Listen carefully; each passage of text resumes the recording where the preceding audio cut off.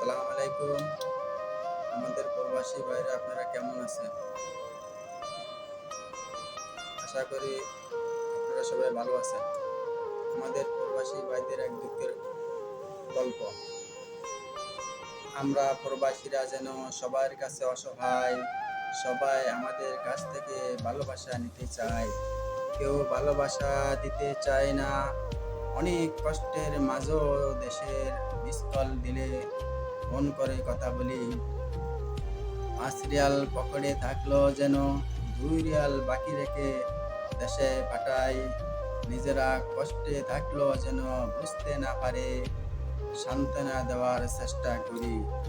তারপরও যেন আমরা প্রবাসীরা সবার কাছে অসহায়, তারপরে যেন সবার চাহিদার শেষ নাই। খোদা হাফেজ।